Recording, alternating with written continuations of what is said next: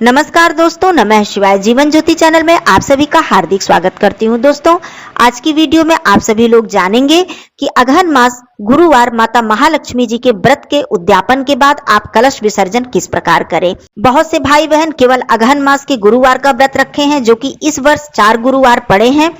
21 दिसंबर को अंतिम गुरुवार है और बहुत से भाई बहन 21 दिसंबर को अपना व्रत संपूर्ण करने के बाद 22 दिसंबर को कलश का विसर्जन करेंगे। जो भी भाई बहन इससे आगे भी व्रत रखने का संकल्प लिए हैं, वो अपना व्रत संपूर्ण करने के बाद कलश विसर्जन करेंगे।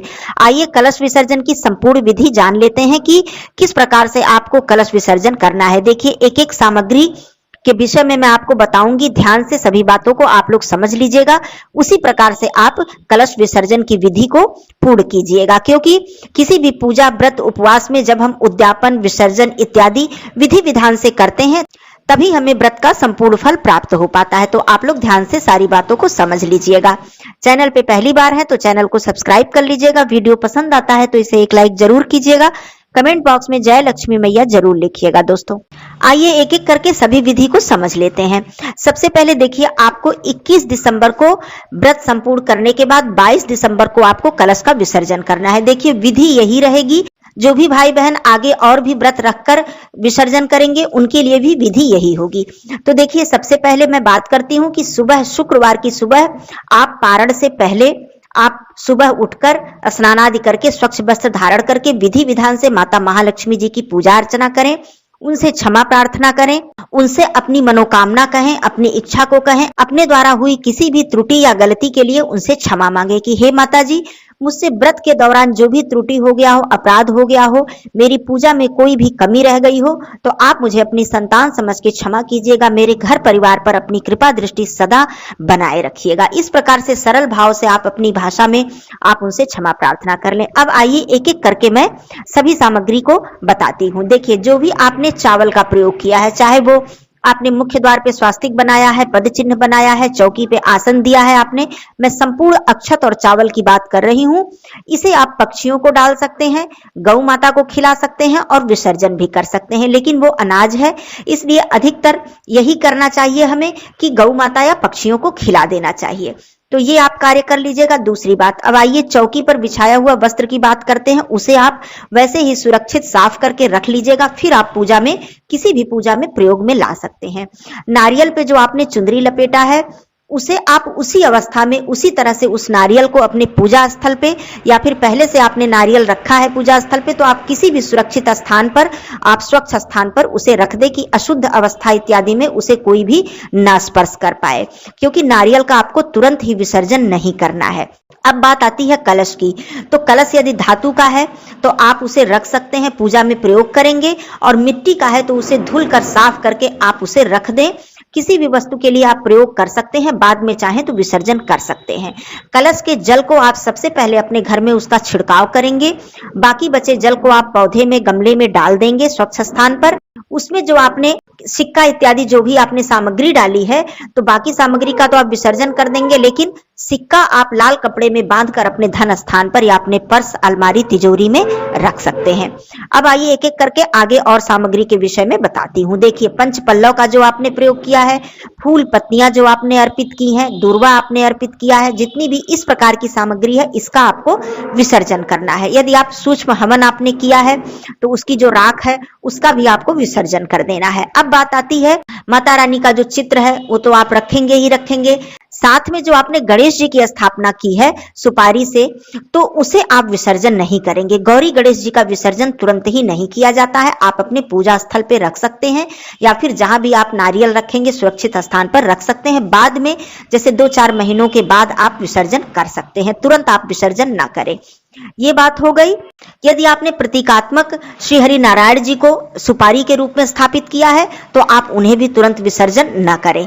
तो इस प्रकार से विसर्जन की संपूर्ण विधि होगी। अब आइए पहले विधि में बताती हूँ, एक एक करके आपको कैसे करना है। सबसे पहले आप, जब आप पूजन अर्चन कर लें, आपकी पूजा संपूर्ण हो जाए, तब आप सबसे पहले कलश के पास बैठकर कलश में स्थापित सभी देवी देवताओं से निवेदन करें कि हे लक्ष्मी माता और हे गणेश भगवान, आप हमारे घर में सदा सर्वदा निवास करें।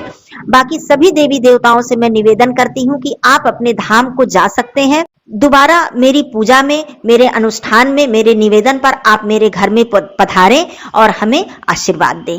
तो इस तरह से कलश को धीरे से हिलाकर आप उन्हें अपने धाम जाने के लिए निवेदन कर सकते हैं। तो करने के बाद आप थोड़ा सा कलश को हिला दें और प्रणाम कर लें। इस प्रकार से करने के बाद आप वहां से कलश इत्यादि को हटाना और बाकी चीजों को हटाना शुरू करें। तो इस तरह से विसर्जन की विधि होती है।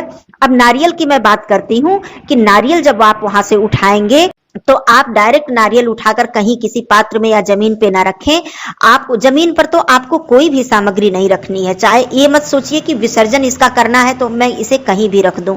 आपको किसी भी सामग्री को जमीन पर नहीं रखना। आप कोई पात्र लें, थाल लें, कोई स्वच्छ वस्त्र लें, आपको उसी में सारी सामग्री को रखते जाना है जो भी आपको विसर्जन करना है।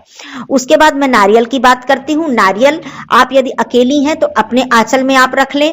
आपके घर में कोई भी और सदस्य है, महिला सदस्य, तो उन्हें आप उनके आंचल या दुपट्टे में दें और बहुत ही श्रद्धा से माता लक्ष्मी जी का स्वरूप समझकर उन्हें आप अपने माथे से लगाएं। फिर ले जाकर आप अपने आंचल में से किसी सुरक्षित स्थान पर रखें। नारियल आंचल में लेना बहुत ही शुभ माना जाता है। इससे हमारे घर में सुख समृद्धि का वास होता है, माता लक्ष्मी जी का आशीर्वाद हमें प्राप्त होता है। तो आप नारियल उठाकर इसी प्रकार से आप आंचल में लीजिएगा। कभी भी तुरंत उठाकर किसी पात्र या किसी अन्य स्थान पर तुरंत मत रखिएगा। अपने आंचल से ही ले जाकर आप किसी अन्य स्थान पर उसे रखिएगा। नारियल के विषय में ये बात जरूर ध्यान दीजिएगा। नारियल की जो चुंदरी है और मौली है उसे मत हटाइएगा। वैसे ही नारियल आप उसी रूप में आप रखे रहिएगा। ये बात हो गई। बाकी चीजों के विषय में तो मैंने बता दिया कि कैसे कैसे क्या करना है आपको। सिक्का आप जरूर रख लीजिएगा अपने धन स्थान पर जो आपने कलश में डाला हुआ है, और माता रानी को जो आपने श्रृंगार इत्यादि अर्पित किया है वो सब आप लोग स्वयं धारण करेंगी। बहुत ही बड़ा सौभाग्य होता है कि माता रानी के चरणों में अर्पित की हुई श्रृंगार की सामग्री हम लोग उसे धारण करें, हमारा सौभाग्य बढ़े और माता का आशीर्वाद मिले। तो ये सारा कार्य आप लोग कर लीजिएगा। इस तरह से अपने कलश का आप लोग विसर्जन कीजिएगा। अब विसर्जन के विषय में मैं बता दूं कि जब भी विसर्जन आप करें तो कभी भी किसी अन्य को अपने विसर्जन के लिए, मतलब जो सामग्री आपकी है, कि कोई अन्य को दे दें कि ले जाकर आप मेरा विसर्जन कर दीजिए, या कोई कहीं जा रहा है किसी नदी के तट पर या कहीं, तो आप ऐसा ना करें। स्वयं आप जाएं, अपने घर के परिवार के जो आपके सदस्य हों, परिवार के कोई भी सदस्य हों, बड़े ही श्रद्धा से, बड़े ही भाव से बहते जल में आपको विसर्जन करना चाहिए। जैसे कहा जाता है कि कोई जो रुका हुआ जल हो वहां पर हमें पूजा पाठ की सामग्री का विसर्जन नहीं करना चाहिए, बहते हुए जल में करना चाहिए। इससे हमें विशेष आशीर्वाद प्राप्त होता है। तो इस प्रकार से आप लोग विसर्जन कीजिएगा। विसर्जन में किसी भी प्रकार की त्रुटि न होने पाए। कभी भी किसी ऐसे वैसे स्थान पर आपकी पूजा से संबंधित कोई भी सामग्री आपकी इस इधर उधर किसी स्थान पर न जाने पाए, किसी का पैर न लगने पाए, किसी गंदे स्थान पर वो न जाने पाए, इस बात का आप ध्यान रखिएगा। तो बहुत ही विधि विधान से विसर्जन कर लीजिएगा।